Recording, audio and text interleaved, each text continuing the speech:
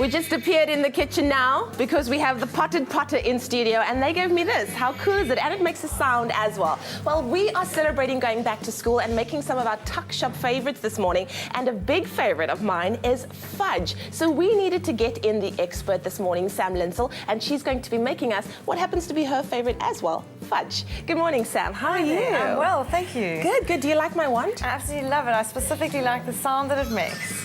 Oh, I like it as well. I need to put it down for a second. Okay, so we are making white chocolate fudge this morning. What do we need for it? It's actually a very easy recipe in the sense that you just put everything in the pans. We've got the pan on hot at the moment. There we go. So what we do is we just throw the sugar in. All right, so you are using Selati sugar. Which one are you using? This is the caster sugar, but you can actually use normal sugar as well. Why did you opt for the caster sugar this morning? You know, really either you can do. Okay.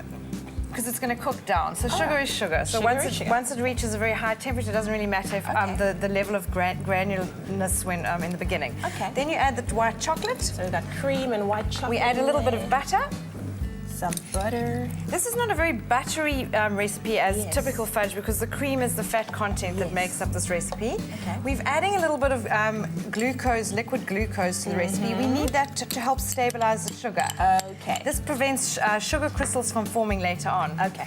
And then what's a little bit unique about this recipe is we're adding a bit of green tea. Oh, wow. It's a white chocolate and green tea fudge. Very nice. So what we've done is just use some tea powder, but if it's not, if the leaves are a bit big, you just grind it up a bit to a powder form. That's the healthy part of our fudge. That's the healthier part of the fudge.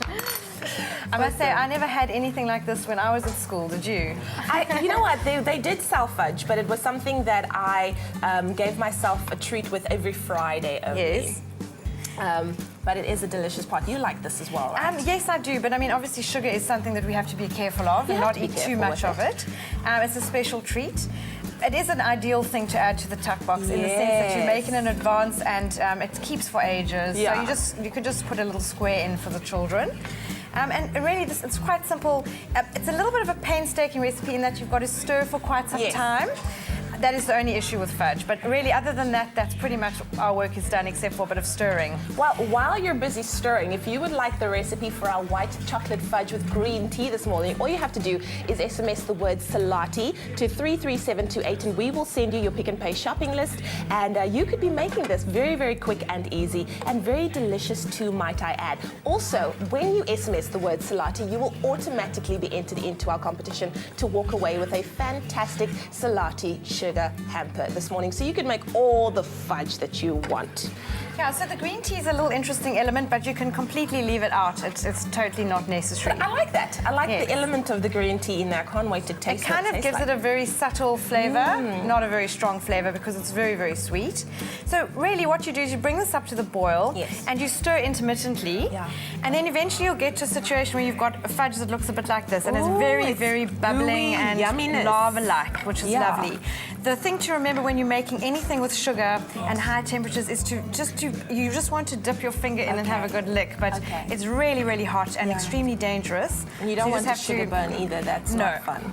So what I do is I make sure that I've reached the right temperature. So I use a digital thermometer and I pop it in, I turn it on, and then I wait till it's reached 118 degrees Celsius. And then you know that it's at that fudge stage. And when it's reached, which is now, it's reached 118, we then take it off and we need it to allow it to cool. Okay. So we take it off the heat completely. This is the part that I enjoy watching the most because I remember when I saw it back in the day, you'd have like this long stick thing that you'd, kind of work through all the nicks and bumps out of there. That's called tempering it. It's really cooling it down. And you can't cool it down instantly. I mean, you can put this in a bowl of cold water. It'll help cool it down a bit quicker. But the best thing is just to allow it to cool naturally. Okay. It does take a little bit of time, unfortunately, because you've got to keep beating it as it cools.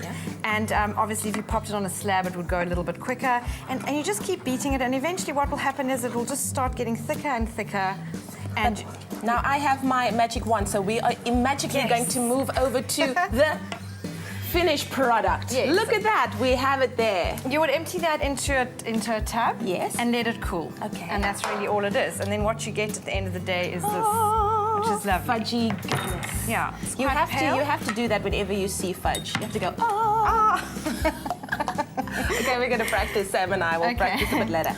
Okay. So then I use a pizza cutter because I quite like it, but obviously you can just use a knife as well. All right. And then you cut it into squares. My suggestion is, because it's quite rich, is to actually make quite small squares. Yeah. And it just cuts effortlessly with a pizza knife. Pizza cutter. There we go. That it's very creamy, so I'd love you to try. I'm going to try. Can I try this part here? Sure. Or did you have a special way that you wanted me to try it? You know, and ideal, these make wonderful gifts as well. You can package them up with a bow. Sam, you are spoiling me. Okay, wonderful. So we are going to try this. Thank you so much, Sam, for spoiling us today on Espresso. Once again, the keyword Selati. SMS that to 33728, and we will send you the recipe list. You can also walk away with the Selati sugar hamper and make your own fudge as well. Sam and I are going to try our delicious white chocolate fudge with green tea. We'll see you back after the break. Thank you.